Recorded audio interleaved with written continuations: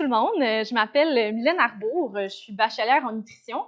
Puis aujourd'hui, avec la zéro gravité, je fais une introduction à la nutrition sportive, plus spécifiquement dans un contexte d'escalade. Donc, pour commencer, la nutrition, c'est une science qui est très jeune. Fait que toutes les données que je vais vous présenter, tout ça, la littérature, c'est pas nécessairement des liens entre directement l'escalade et l'alimentation. On va beaucoup se baser sur des principes généraux de nutrition sportive qui se basent aussi sur d'autres sports. Le but de la conférence, c'est vraiment qu'il y ait une bonne compréhension des concepts de nutrition sportive. Je suis pas là pour vous donner des quantités, vous donner un plan alimentaire qui est strict, là, loin de là. Je veux vraiment vous amener à réfléchir sur votre alimentation actuelle puis vous donner des pistes de réflexion et d'action pour améliorer. Donc, au niveau de la structure, on va parler là, pendant environ 25 minutes là, de concepts généraux en nutrition sportive. Puis après ça, on va aborder certaines questions-réponses là, qui nous ont été posées là, à la conférence qui a été donnée vendredi dernier. Je commence en vous expliquant les 3 macronutriments qui sont dans notre alimentation pour qu'on ait tous la même base là, de compréhension de qu'est-ce que c'est les macronutriments. On dit macronutriments parce que ce sont les 3 nutriments qui se trouvent en plus grande quantité dans notre alimentation. Donc, d'une part, les glucides. Les glucides, on va en parler beaucoup aujourd'hui parce que c'est vraiment la source d'énergie du sportif. Ou la source d'énergie en général. En fait, c'est le premier nutriment que le corps va utiliser, qui va brûler en premier pour alimenter notre corps. Les glucides, c'est assez vaste. Là. Il y a différentes catégories. Ça va de très complexe à très simple. Un glucide qui est simple, on peut penser à juste du sucre blanc, quelque chose qui goûte très sucré, là, comme du jus, du miel, du sirop d'érable, à un glucide qui est complexe, comme une fibre alimentaire là, qui se retrouverait dans un grain céréalier, dans un riz brun, dans du quinoa.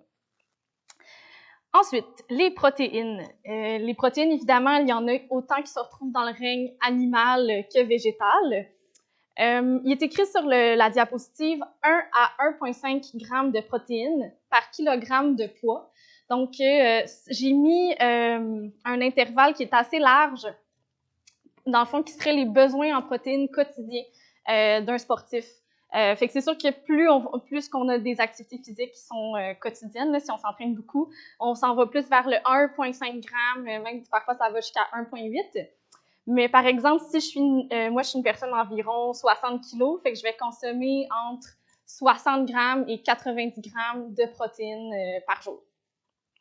Importance de la répartition des protéines, j'en parle tout de suite. Dans le fond, que c'est très important d'avoir un apport en protéines, autant dans tous les repas de ma journée, en fait. Puis c'est vraiment que si mes protéines sont bien réparties dans chacun de mes repas, que je vais stimuler plus la synthèse musculaire. Donc, la synthèse musculaire, c'est vraiment le fait de construire puis de réparer nos muscles. Donc, on voudrait optimiser puis avoir environ un 25-30 grammes de protéines par repas, plus les collations qu'on va manger dans la journée là, pour combler nos apports. Donc, ça veut dire le matin, pas juste manger une toast de pain blanc en confiture, puis le soir, manger 70 grammes de protéines. C'est pas ça qui va optimiser la synthèse musculaire.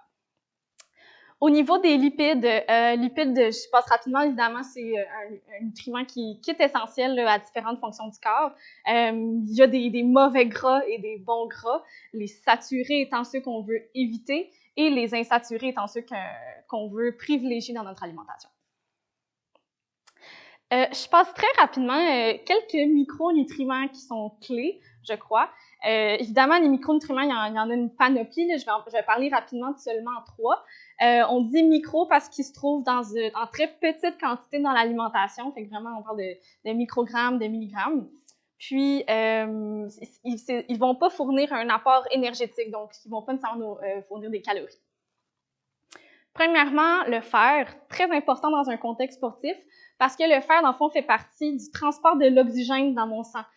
Donc, si je manque de fer, on peut tomber anémique, on peut manquer d'énergie. Puis, quand on fait du sport, souvent nos besoins en fer vont être augmentés. Donc, d'où l'importance d'avoir des apports qui sont suffisants, surtout quand on est sportif.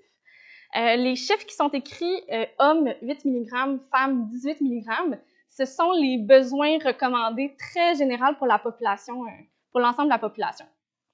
À ces quantités-là s'ajoute si on est sportif, si on est végétarien, puis aussi si on est une femme qui a des règles qui sont très abondantes, les besoins en fer vont augmenter. Par exemple, chez une femme végane qui est très sportive, ça peut aller jusqu'à environ 30 mg de fer par jour, puis ce qui est quand même considérable.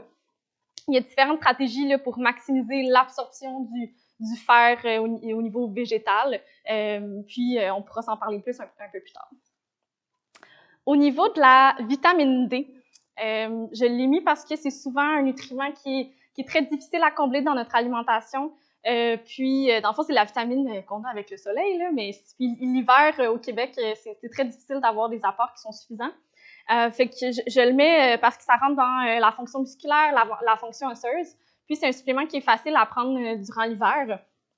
Et puis, qu'il y a des données émergentes là, sur les liens avec le sport. Donc, c'est souvent une vitamine qui est conseillée à supplémenter là, quelques mois par année quand il y a peu d'ensoleillement. Vitamine B12, bon, il y en a beaucoup qui la connaissent très bien, étant donné que c'est une vitamine qui est souvent qui n'est pas présente dans le règne végétal. Donc, c'est surtout important pour les gens qui sont végétaliens, donc qui ne mangent strictement pas de produits animaux. La B12 est très importante pour ces gens-là, étant donné que si on n'en a pas, il y a des risques d'anémie. Et puis, c'est évidemment, anémie, fatigue, la fonction sportive va être nettement diminuée. Donc, facile quand même à combler avec de la levure nutritionnelle, par exemple, si on est végétalien, ou des produits enrichis du commerce, mais c'est important d'y jeter une attention particulière. Donc là, je rentre dans la structure que je vais parler de qu'est-ce qu'il faut manger avant l'entraînement, les objectifs, pendant l'entraînement, les objectifs également, et après l'entraînement pour la récupération. Donc, c'est quoi les objectifs avec les apports nutritionnels pré-entraînement? Évidemment, je veux prévenir la faim parce que si j'ai faim pendant un entraînement, souvent, mon énergie ne sera pas concentrée à bien performer, à bien faire mon sport. Je veux assurer des bonnes réserves en glycogène dans mes muscles. Qu'est-ce que le glycogène? En fait, c'est tous les glucides que je consomme. Ils vont être stockés dans deux endroits, au niveau du foie puis au niveau des muscles squelettiques. Puis, c'est vraiment le glycogène qui va me donner l'énergie là, quand je vais faire de la contraction musculaire. Si j'ai des bonnes réserves en glycogène, souvent, c'est ça, mon corps va être vraiment prêt à bien performer. Au niveau, avant l'entraînement, je vais m'assurer d'avoir une glycémie qui est adéquate. Donc, ça, c'est le niveau de sucre dans mon sang. Puis, m'assurer d'avoir une bonne hydratation. Très important, l'hydratation. Il y a des données là, que dès qu'on est juste un petit peu sous-hydraté, ça va avoir un impact direct sur mes performances au niveau, c'est ça, de la perception à l'effort, entre autres. Puis, aussi, c'est ça, au niveau de l'hydratation, c'est très important, c'est ça, d'être bien hydraté avant l'entraînement, parce qu'on va probablement en perdre beaucoup pendant l'entraînement aussi au niveau des électrolytes. On veut éviter les inconforts gastriques, donc on reste avec des aliments qui sont connus, puis qu'on sait qu'ils sont bien digérés, parce qu'il n'y a rien de pire que d'avoir des crampes ou avoir des douleurs au niveau de l'estomac là, pendant qu'on s'entraîne. Les apports recommandés. Fait que là, il y a beaucoup de chiffres, là, dans le fond, ce qu'il faut retenir de cette diapositive-là, c'est plus la temporalité. Donc, selon combien de temps avant mon entraînement je suis, mes apports vont changer un petit peu. Fait que, admettons que je suis 3-4 heures avant un entraînement.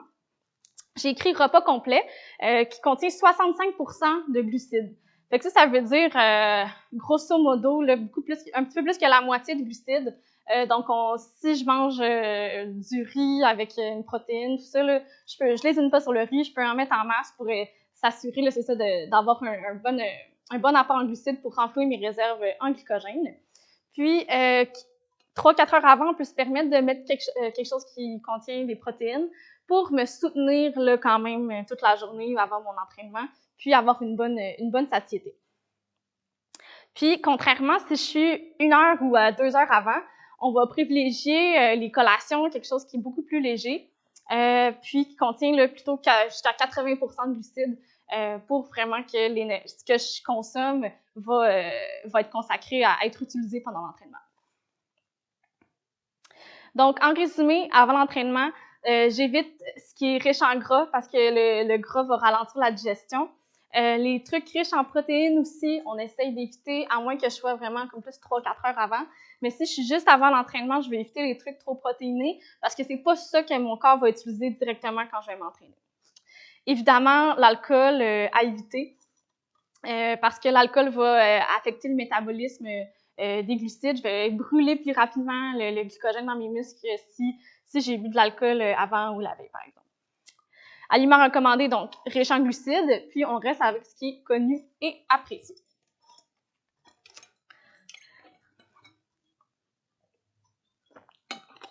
Donc, pendant l'entraînement maintenant, les objectifs, on veut maintenir une glycémie qui est adéquate, donc que mon taux de sucre reste le plus stable possible pendant mon entraînement.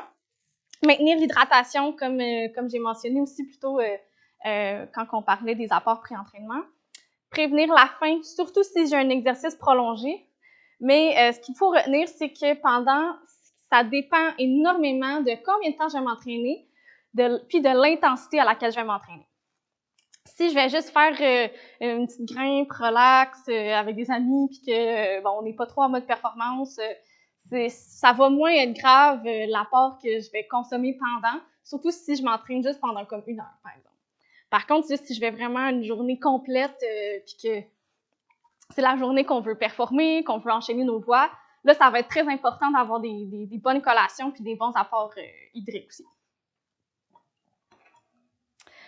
Donc, ce qui est à éviter, encore une fois, je me répète, on évite ce qui est riche en gras, on évite ce qui est très riche en protéines.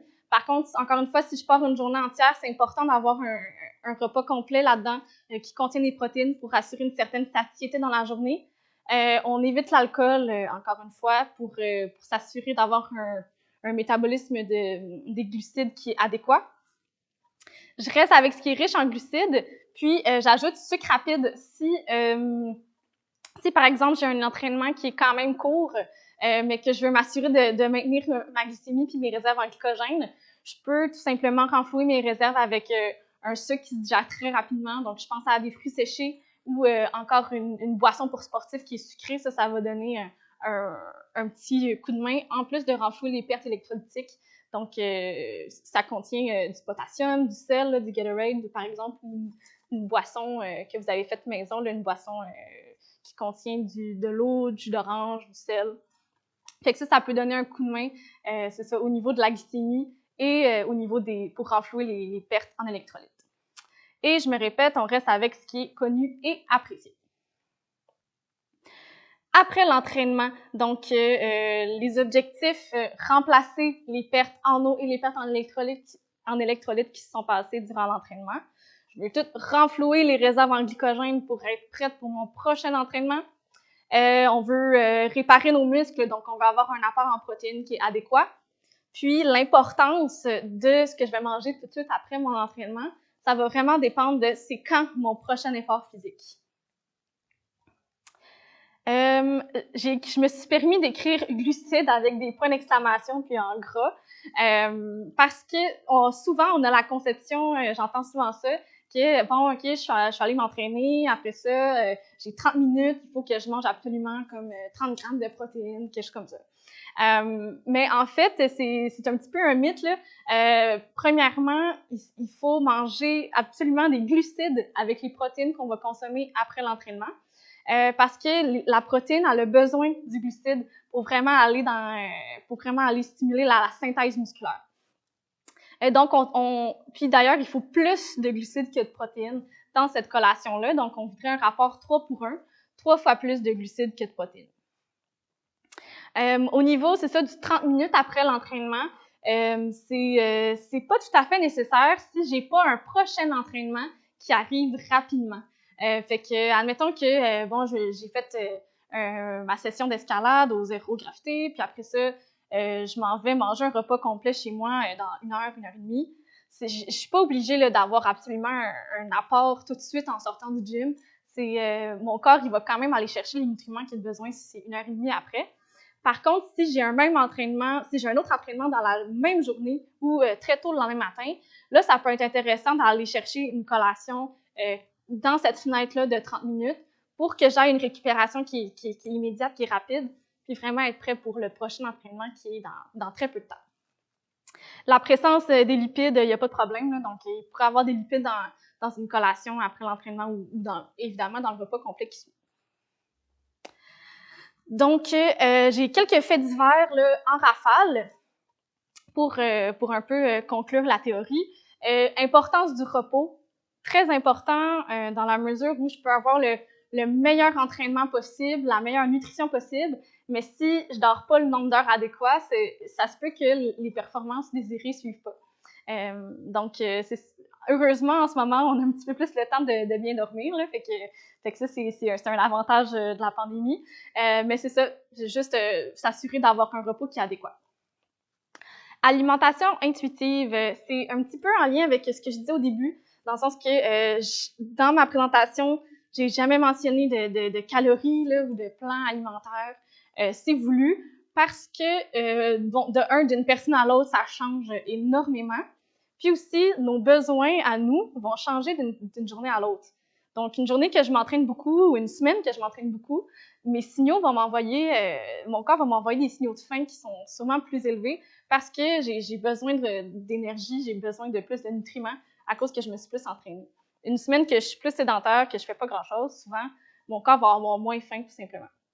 Fait que c'est vraiment juste un appel à s'écouter pour les quantités. Puis après ça, c'est plus une question de proportion dans l'assiette, puis de temporalité de quand est-ce que je vais aller manger mes nutriments.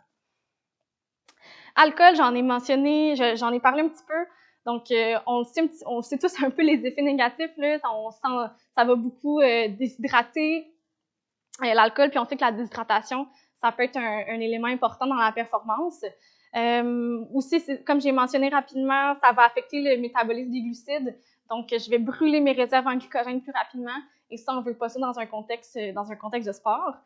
Mais bon, après une journée d'escalade, on sait souvent là, qu'on va aller s'ouvrir une petite bière quand on est à l'extérieur à la paroi d'escalade. Fait que, tu sais, vraiment, faut pas virer fou non plus. Là, on va pas s'empêcher de ce petit plaisir-là. Mais il faut juste être conscient que si j'en bois 3, 4, 5, 6, je vais peut-être avoir un impact sur ma performance le lendemain.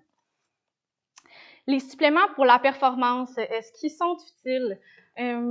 Moi, c'est ça, ma philosophie, c'est plus que notre outil, c'est l'aliment d'abord, puis qu'il y a vraiment beaucoup d'améliorations qui sont à faire avec les aliments qu'on a dans notre alimentation. Puis, oui, il y a certains suppléments qui peuvent être utiles, qu'il y a des données qui peuvent donner un petit boost à la performance, mais il y a beaucoup d'étapes avant.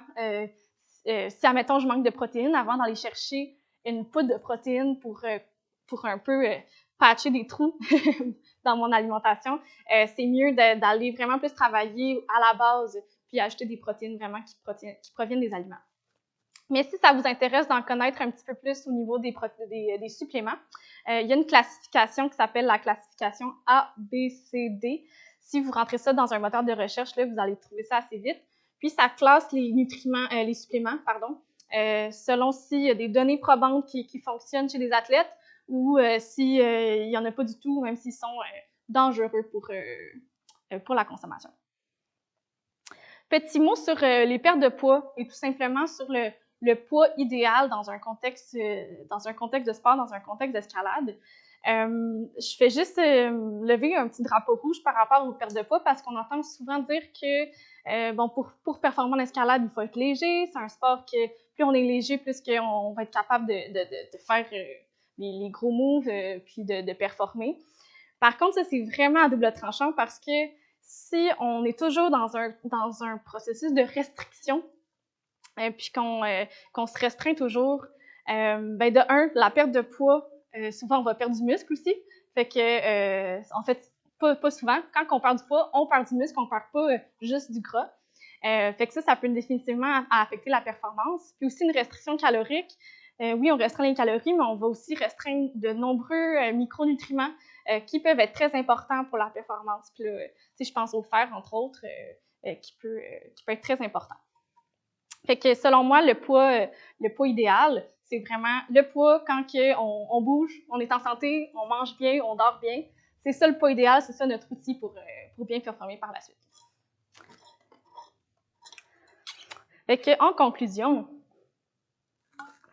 j'espère que les choses qu'on a abordées aujourd'hui, ça va vous aider à grimper à la hauteur de vos ambitions puis de vos objectifs de grimpe.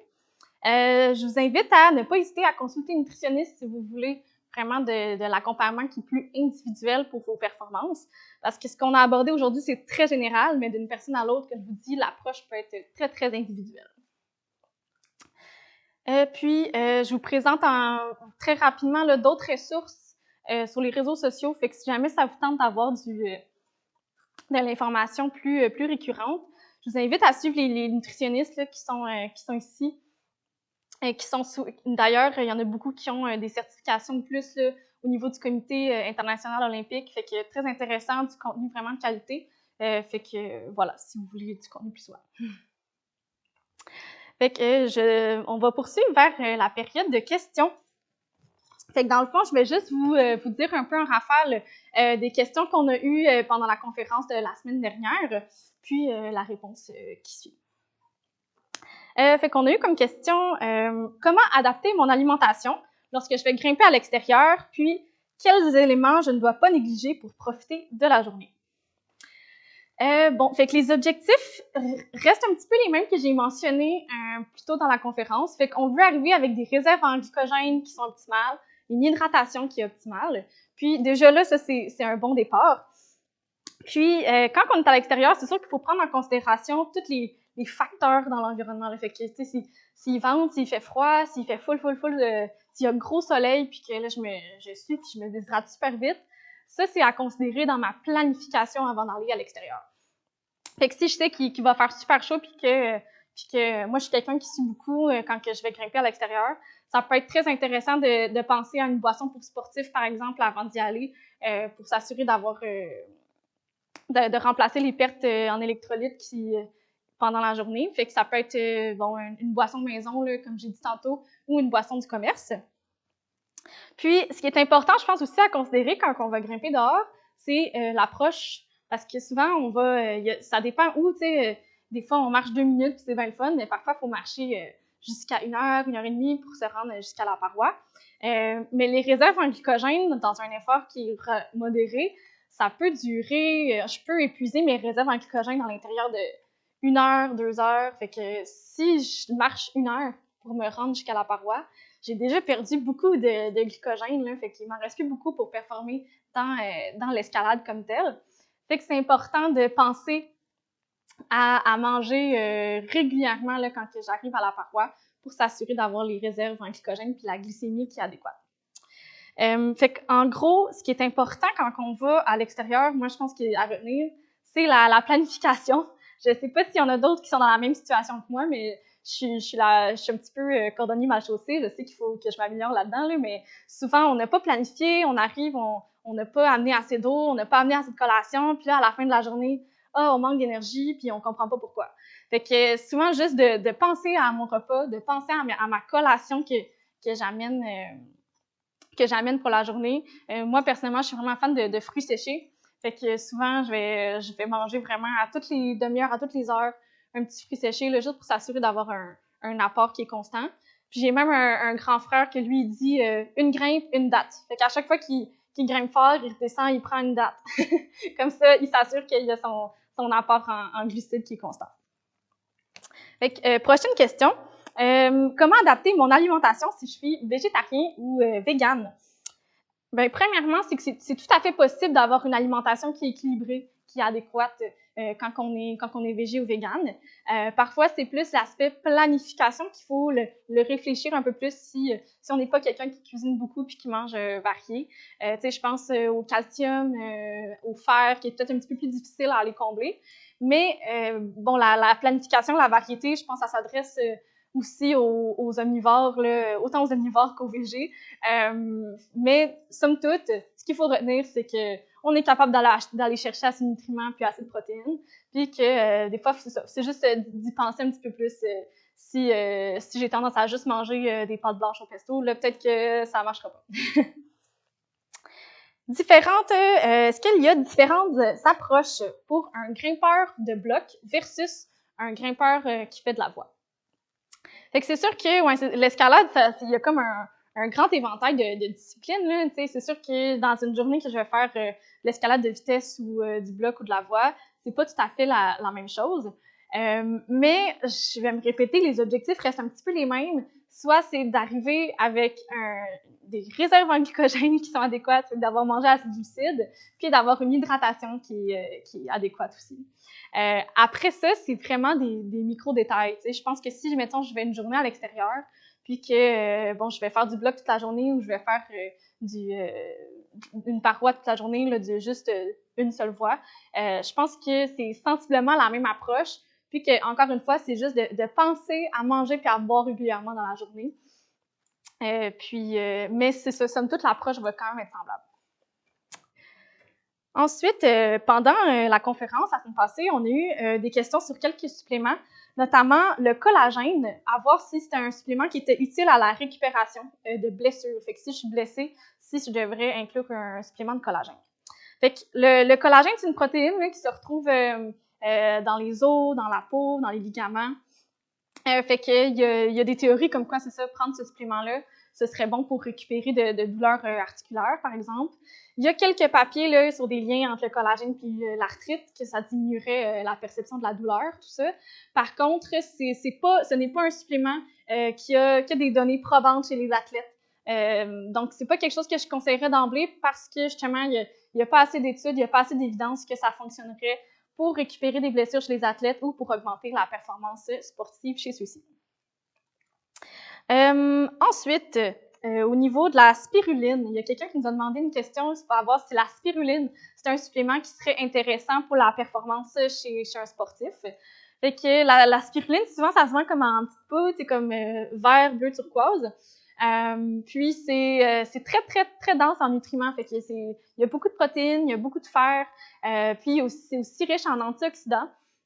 Fait que c'est de là que part l'hypothèse que la spiruline, ce serait intéressant pour les sportifs parce que ces apports en antioxydants là, permettraient d'aider avec le stress oxydatif lié au sport, puis que ça permettrait d'augmenter l'endurance. Les évidences sont encore très, très embryonnaires.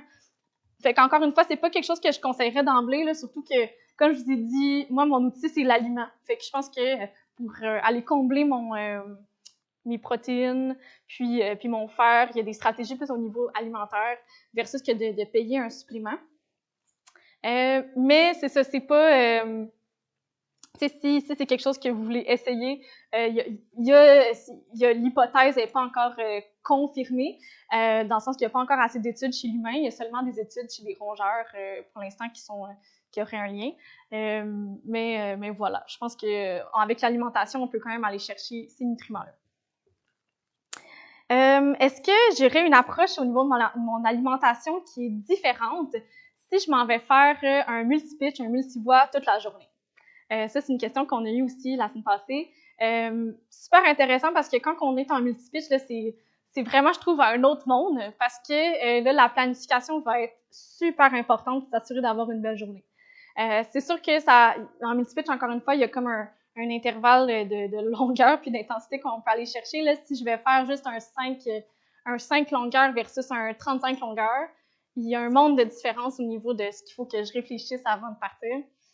Mais admettons que je pars une journée complète, là, avec incluant le rappel, là, je pars à peu près en 8 heures. Je dirais que ce qu'il y a à considérer, c'est d'une part le poids des aliments que j'amène, parce que là, il faut que je les traîne dans mon dos toute la journée. Fait que je veux m'assurer d'amener juste assez d'eau, juste assez de nourriture. Sinon, je me ramasse peut-être à traîner un petit peu trop de poids que ce qui est nécessaire. Puis, encore une fois, c'est vraiment de s'assurer de manger souvent, à toutes les heures, avoir un petit apport en glucides, je dirais, puis un apport lipidien. Mais quand on part une aussi longue période de temps, c'est important aussi de s'amener un apport en protéines pour la satiété, pour se souvenir durant l'activité. Fait que voilà, je dirais que c'est ça qui est vraiment à considérer, encore une fois, là. Donc, c'est la glycémie, l'hydratation, puis quand on part trop longtemps, il faut penser à ajouter un apport en protéines aussi. Puis, pour finir, je vous donne 2-3 conseils en rafale juste pour conclure la conférence. Fait que je l'ai dit aussi un petit peu, ce serait de planifier. Je trouve que si on prend le temps de planifier puis donner, mettons, juste un petit défi à la fois, OK, prochaine fois que je m'en vais dans une sortie extérieure d'escalade, je vais penser à boire une tasse d'eau à toutes les heures. Fait que, mettons, ma analgène, je veux l'avoir bu aux 4 heures. Fait que juste se donner des petits défis, un à la fois, puis voir aussi, être conscient de comment on se sent par rapport à ces changements-là qu'on apporte. Est-ce que je me sens mieux? Est-ce que j'ai mieux performé après ce petit changement-là que j'ai fait dans mes habitudes? Puis de cuisiner aussi, parce que souvent, juste de cuisiner, découvrir des nouvelles recettes, découvrir des nouveaux aliments, on va avoir une alimentation qui est généralement plus équilibrée, qui va contenir plus les nutriments dont on a besoin là, pour bien performer. Fait que je vous encourage aussi, c'est ça, à découvrir des nouvelles recettes. Encore une fois, un petit défi à la fois, parce que si on essaie de tout faire en même temps, souvent, c'est là qu'il y a des trucs qui prennent le bord éventuellement. Puis, finalement, je vous encourage vraiment à pas vous prendre la tête trop, parce que là, je viens de dire beaucoup de choses, beaucoup de théories, on a parlé de beaucoup de sujets, mais l'alimentation, ça demeure un plaisir. Puis là, je parle pour moi, j'imagine pour vous aussi, mais je trouve qu'on est des mangeurs avant d'être des sportifs. On mange plus souvent qu'on fait du sport, généralement. Fait que c'est important de maintenir quand même une relation qui est super saine avec la nourriture, avec ce qu'on mange. Fait que je vous encourage à manger dans le plaisir, vous donner des petits défis, là, un à la fois, pour vous améliorer, puis en espérant que ça vous aide dans vos performances, puis à enchaîner vos voies cette année. Fait que voilà, si vous avez des questions, il y aura ma liste de références, là, vous l'avez vu passer tantôt, si jamais vous voulez aller plus loin dans quelques sujets. Puis, si vous avez d'autres questions, n'hésitez pas à écrire à l'adresse de Zéro Gravité, puis ce sera amené vers moi, puis on y répondra éventuellement. Fait que voilà, je vous remercie beaucoup, puis bonne journée.